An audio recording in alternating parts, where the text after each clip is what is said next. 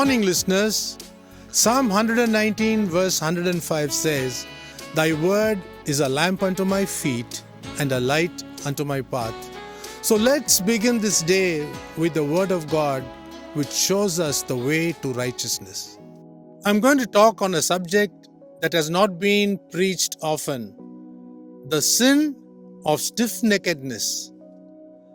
The God of the Bible chose a small, insignificant nation for himself and gave the name Israel to it.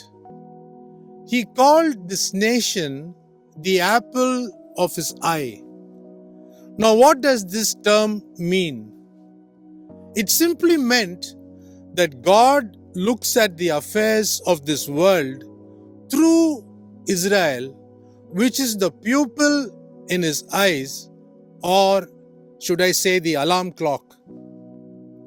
Expecting this nation to be holy like himself, the Lord gave these people his divine laws and expected them to follow it carefully. But the people of Israel did what was pleasing to themselves by doing what they thought was right. Whenever they got into deep trouble, they sought help from this God. But in fair weather times, they went back to their idols.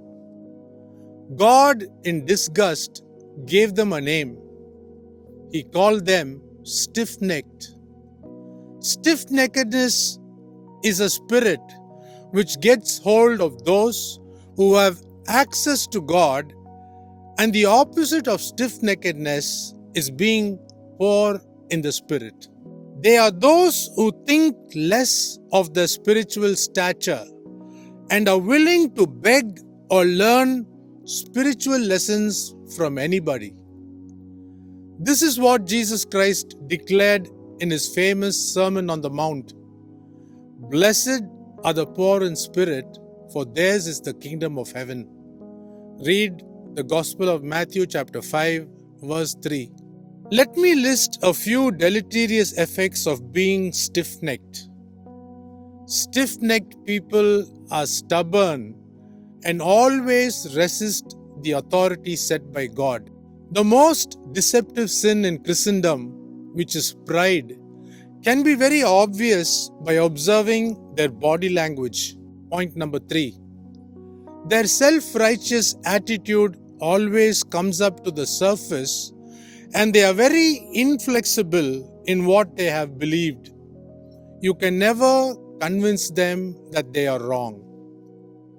In the Old Testament, God, in all his wisdom, sends a prophet by the name of Ezekiel to the stiff-necked people of Israel. Read Ezekiel chapter 3, verses 4 to 8. God tells Ezekiel very clearly, "Go to these people and warn them, but I tell you, they will not listen." This is the danger of being close to God's heart, where God himself is taken for granted sometimes. At this point, let me talk about the Assyrians, a savage group of people who never knew God at all.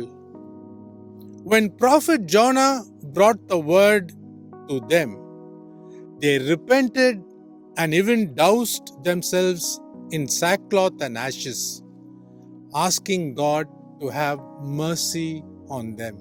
Has Israel ever repented like that? No, never, not even once. God expects us to be humble, teachable, and always ready to accept correction. The last he wants us to be is to be stiff-necked. Stiff-necked and proud individuals are ruled by the devil. Living at this time of history, let us prepare ourselves to receive Jesus Christ, who we will soon see stepping out of heaven to take us to our Father. Think about it. Have a great day.